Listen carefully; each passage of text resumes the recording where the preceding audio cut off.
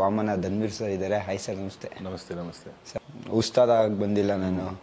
ಕಿಲಾಡಿ ಖರಾಬ್ ಅನ್ನೋರ್ಗೆಲ್ಲ ಪರ್ಟಿಕ್ಯುಲರ್ ಯಾರಿಗಾರ ಬರ್ಸಿದ್ದ ಇಲ್ಲ, ಸುಮ್ಮನೆ ಫ್ಲೋನಲ್ಲಿ ಬರ್ದಿರೋ ಡೈಲಿ ಏನು ಉತ್ತರ ಕೊಡ್ಬಾರ ಸರ್.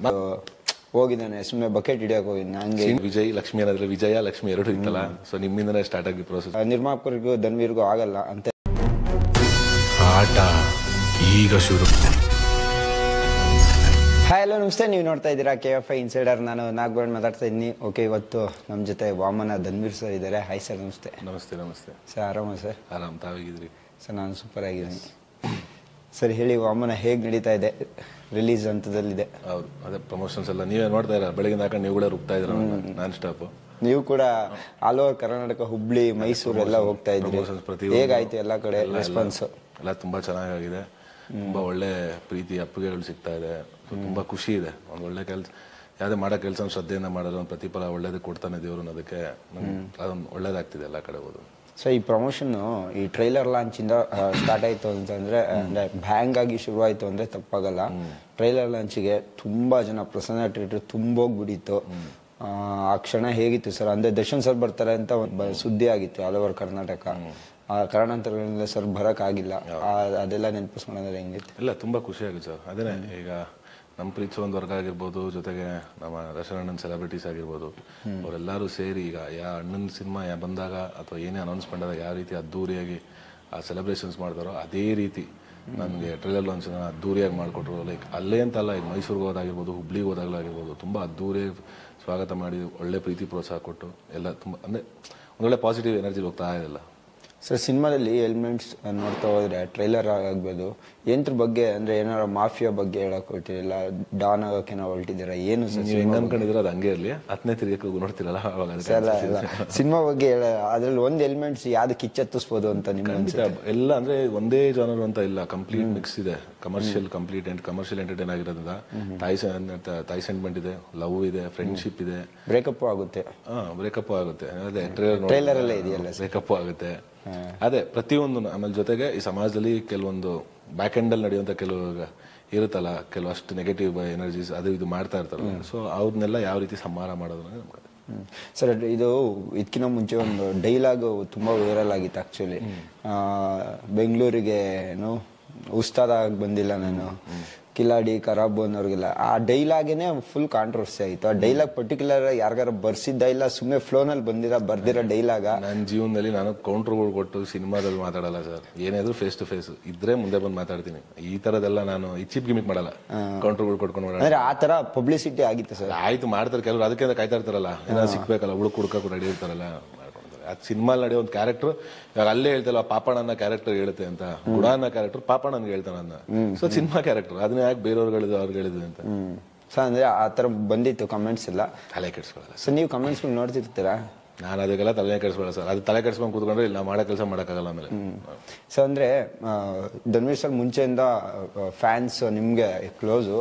ಆಫ್ಟರ್ ಇವಾಗ ಒಂದು ಇನ್ಸಿಡೆಂಟ್ ಆದಾಗ್ಲಿಂದ ಇನ್ನೂ ಜಾಸ್ತಿ ಆದ್ರು ಅಂತ ಒಂದು ಮಾತಿದೆ, ಅದಕ್ಕೆ ಏನ್ ಹೇಳ್ತೀರಾ? ಇರ್ಬೋದು ಸರ್. ಆ ಪ್ರೀತಿ ಅಪ್ಪಿಗೆ ಇನ್ನ ಜಾಸ್ತಿನೇ ಸಿಗ್ತಾ ಇದೆ.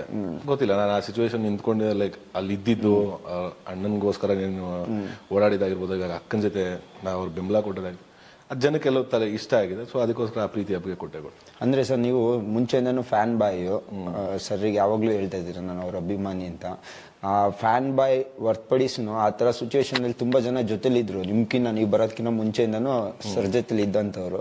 ಅವರೇ ಒಂದ್ ಟೈಮಲ್ಲಿ ಭಯಪಟ್ಟು ಇದಕ್ಕೆ ನಿಂತ್ಕೊಂಡ್ರು. ಆ ಟೈಮಲ್ಲಿ ನೀವೇ ಹೋಗ್ತೀರಾ, ನೀವು ಸರೇ ಇದನ್ನ ಹಾಕಿರೋದು ಆಚೆ ಬರ್ಬೇಕಾದ್ರೆ ಕೂಡ ಇಬ್ರು ಟೆಸ್ಟ್ ಏನೋ ಮಾಡ್ಬೇಕಾದ್ರೆ ಸೈನು ಅದೆಲ್ಲ ಹೇಗೆ ಅನ್ನಿಸ್ತು ಸರ್? ಹೋಗ್ಬೇಕು, ಮಾಡ್ಬೇಕು? ಇಲ್ಲ ಸರ್, ಅದೇ ನಾನು ಹೇಳಿಲ್ವ, ಎಲ್ಲಾ ಕಡೆ ಅದೇ ಹೇಳೋದು. ಲೈಕ್ ಮೊದಲಿಂದ ಇಲ್ಲಿ ಗಂಟನೂ ನಮ್ಗೆ ಅಷ್ಟು ಸಪೋರ್ಟಿವ್ ಮಾಡ್ಕೊಂಡ್ ಬಂದ್ರೆ, ನನಗೆ ಅಂದ್ರೆ ಎಷ್ಟೋ ಜನ ಯುವಕರು, ನ್ಯೂ ಕಮರ್ಸ್ಗಾಗಿರ್ಬೋದು, ಬಡ್ಡಿಂಗ್ ಆರ್ಟಿಸ್ಟ್ ಆಗಿರ್ಬೋದು, ಎಲ್ಲಾರು ಬೆಳಿಲಿ ನಮ್ಮೂರು ಅಂತ ತಪ್ಕೊಂಡಾಗ ಅವ್ರದೇನೋ ಕಷ್ಟ ಅನ್ಸಕ್ ನಾ ಮನುಷ್ಯನೇ ಇಲ್ಲ ಅನ್ನೋ ರೀತಿ ಮರ್ತ್ಬಿಟ್ಟು ಇನ್ಸರಿಯೇ ತಪ್ಪಾಗುತ್ತೆ. ಏನ್ ಹಬ್ಬ ಅಂದ್ರೆ ಏನಾಗುತ್ತೆ, ಏನ್ ನೆಗೆಟಿವ್ ಮಾಡ್ಬೋದು ನಮ್ಮ ಬಗ್ಗೆ 1 ವಾರ 2 ವಾರ ಅಷ್ಟೇ ತಾನೆ. ಯಾರನ್ನ ಜೀವನ ಹಾಳು ಮಾಡಕ್ ಆಗಲ್ಲ. ಅವ್ರು ಮಾಡಿದ್ರೆ ಇದಕ್ಕೆ ನಮ್ ಋಣ ಇರುತ್ತೆ. ಸೊ ಅದಕ್ಕೆ ಮೇಲೆ ಭಗವಂತ ಲೆಕ್ಕ ತಲೆ ಕೆಡ್ಸ್ಕೊಂಡು ಹೋಗ್ಬೇಕಷ್ಟೇ.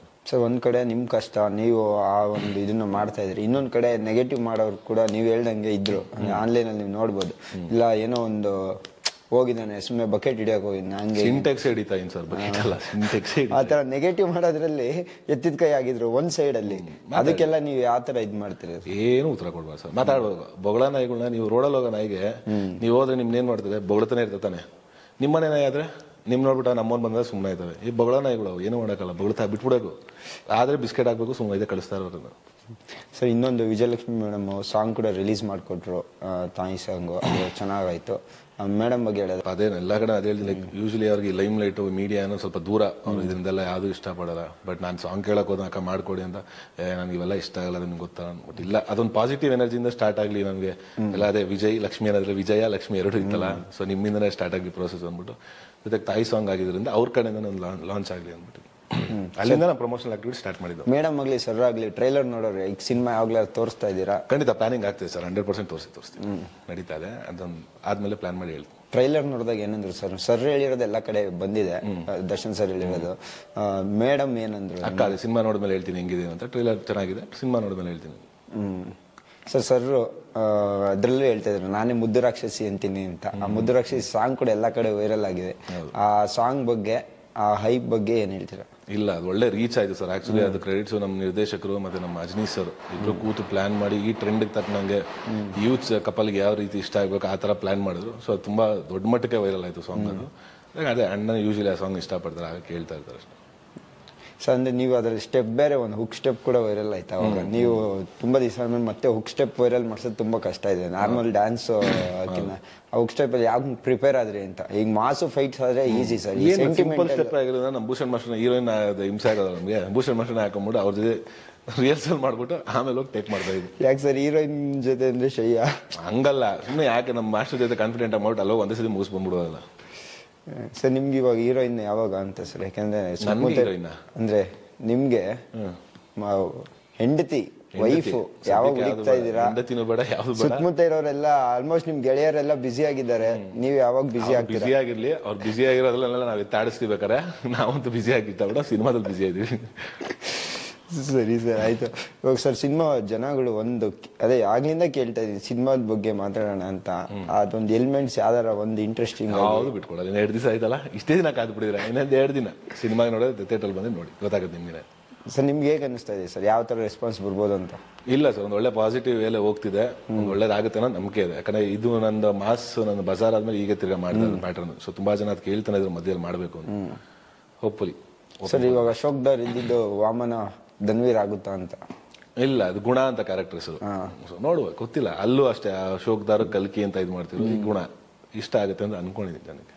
ಸರ್ ಡೈರೆಕ್ಟರ್ ಬಗ್ಗೆ ಹೇಳಿದ್ರೆ, ಯಾಕಂದ್ರೆ ತುಂಬಾ ಸಿನಿಮಾ ಅಸಿಸ್ಟೆಂಟ್ ಡೈರೆಕ್ಟರ್ ಆಗಿ, ಆಮೇಲೆ ಅಸೋಸಿಯೇಟ್ಗಳಾಗಿ, ರೈಟರ್ ಆಗ್ಬಿಟ್ಟು ಇವಾಗ ಮಾಡಿ ತುಂಬಾ ದೊಡ್ಡ ದೊಡ್ಡ ಸಿನಿಮಾಗಳಿಗೂ ಬರವಣಿಗೆ ಮಾಡಿದ್ದಾರೆ, ಬ್ಯಾಕ್ ಎಂಡ್ ಅಲ್ಲಿ ಕೆಲಸಗಳು ಮಾಡಿದ್ದಾರೆ. ಸೊ ಅದೇ ನನಗೆ ಮೇನ್ ಪ್ಲಸ್ ಆಗಿದ್ದು. ಯಾಕಂದ್ರೆ ಯೂಶಲಿ ಹೊಸಬ್ರುಗಳು ಸ್ಕ್ರಿಪ್ಟ್ ಮಾಡ್ಕೊಂಡ್ ಬಂದಾಗ ಅದು ಹೇಳೋ ರೀತಿನೇ ಬೇರೆ ಇರುತ್ತೆ, ಎಕ್ಸಿಕ್ಯೂಷನ್ ಮಾಡೋದೇ ಬೇರೆ ಇರುತ್ತೆ. ಸೊ ಇವ್ರು ಹೇಳ್ದಾಗ ಅದು ಎಕ್ಸಿಕ್ಯೂಷನ್ ಮಾಡಿ ತೋರಿಸು, ನಾವು ಟೀಸರ್ ಶೂಟ್ ಮಾಡಿದಾಗ ಅಲ್ಲೇ ನಾನು ಕಾನ್ಫಿಡೆನ್ಸ್. ಯಾಕಂದ್ರೆ ನನಗೆ ಅದು ಗೊತ್ತಿತ್ತಲ್ಲ, ಇವ್ರು ಗ್ರಿಪ್ ಇತ್ತು, ಲೈಕ್ ಬಿಫೋರ್ ಎಲ್ಲ ಸಿನಿಮಾದಲ್ಲೂ ಕೆಲಸ ಮಾಡಿ ಅಂತ. ಸೊ ಅದು ನೋಡಿದ್ಮೇಲೆ ನಾನು ಕಾನ್ಫಿಡೆಂಟ್ ಇಲ್ಲ ನಡಿ ಮಾಡುವ ಅಂದ್ಬಿಟ್ಟು ಅಲ್ಲಿಂದ ಶುರು ಮಾಡ್ಕೊಂಡು ನಾನ್ ಸ್ಟಾಪ್ ಹೊಡೆದ್ವಿ ಸಿನಿಮಾ. ಸರ್ ಟ್ರೈಲರ್ ನೋಡಿದ್ರು ರಿಚ್ ಆಗಿದೆ. ನಿರ್ಮಾಪಕರು ಚೇತನ್ ಗೌಡ್ರ ಬಗ್ಗೆ ಹೇಳೋದಾದ್ರೆ? ಇಲ್ಲ, ಸಿನಿಮಾಗೆ ಏನೇನು ಬೇಕೋ ಸರ್, ಆ ಕತೆಗೆ ಅನುಗುಣವಾಗಿ ಏನೇನು ಅವಶ್ಯಕತೆ ಇತ್ತೋ ಪ್ರತಿ ಒಂದನ್ನು ನೆರವೇರಿಸ್ಕೊಟ್ಟಿದ್ರು. ಅಂದ್ರೆ ರಿಚ್ ಆಗಿ ಕಾಣಿಸ್ತಾ ಇದೆ. ಹೌದು, ಮೇಕಿಂಗ್ ಸ್ಟಾರ್ ಕಾಸ್ಟ್ ಆಗಿರ್ಬೋದು, ಪ್ರತಿಯೊಂದು ಏನೇ ಆಗಿರ್ಬೋದು ಅದು. ಸರ್ ಎಲ್ಲೆಲ್ಲ ಶೂಟ್ ಮಾಡ್ಕೊಂಡ್ಬಂದ್ರಿ? ಆಲ್ಮೋಸ್ಟ್ 95% ಬೆಂಗಳೂರು ಸಿಟಿಲೇ, ಮತ್ತೆ ಇನ್ನು ಬೆಂಗಳೂರು ಔಟ್ಸ್ಕರ್ಟ್ಸ್ ಆಗಿ ಮಾಡಿದ್ವಿ. ಅದು ಬಿಟ್ರೆ ಒಂದ್ 2 ಸಾಂಗ್ ಫಾರಿನ್ ಅಬ್ರಾಡ್ ಮಾಡ್ಕೊಂಡು. ಸೊ ಬ್ಲಡ್ ಶೇಡ್ ಇದೆ ಇದರಲ್ಲಿ, ಹಂಗ್ ನೋಡಕ್ ಹೋದ್ರೆ ಖಂಡಿತ ಬ್ಲಡ್ ಶೇಡ್ ಇದೆ, ಬಟ್ ಕಂಪ್ಲೀಟ್ ಬ್ಲಡ್ ಶೇಡ್. ಕೈವಾದಲ್ಲೂ ಇದೆ ಇಲ್ಲ, ಅದು ಓವರ್ ಬ್ಲಡ್ ಶೇಡ್. ಅದು ಇದು ಆ ತರದೆಲ್ಲ ಇಲ್ಲ. ಇದೊಂದು ಯೂಶಲಿ ಮಾಸ್ ಸಿನಿಮಾಗಳು, ಕಮರ್ಷಿಯಲ್ ಸಿನಿಮಾ ನೀವೇನ್ ನೋಡಿದ್ರೆ ಆ ತರ ಇದೆ. ಬಟ್ ಅದಕ್ಕೊಂದು ಒಳ್ಳೆ ರೀಸನ್, ಸ್ಟ್ರಾಂಗ್ ರೀಸನ್ ಇದೆ.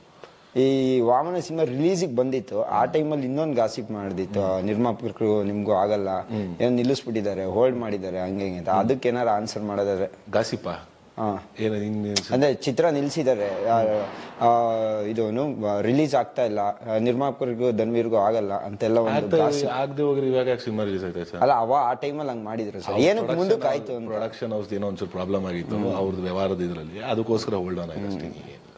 ಸರ್ ಕೊನೆಯದಾಗಿ ಹೇಳ್ಬಿಡಿ, ನೀವು ಸಿನಿಮಾ ಬಗ್ಗೆ ಅಂತ ಹೇಳ್ತಿಲ್ಲ. ಈಗ ಮತ್ತೆ ರೆಗ್ಯುಲರ್ ಪ್ಯಾಟ್ರನ್ ಮತ್ತೆ ದರ್ಶನ್ ಸರ್ ಬಗ್ಗೆ ಕೇಳ್ಕೊಂಡು ಕುತ್ಕೊಂಡ್ರು ತುಂಬಾ ಜನ ಕೇಳಿದ್ದಾರೆ. ಒಳ್ಳೆ ಕೆಲಸ ಮಾಡಿದ್ರು.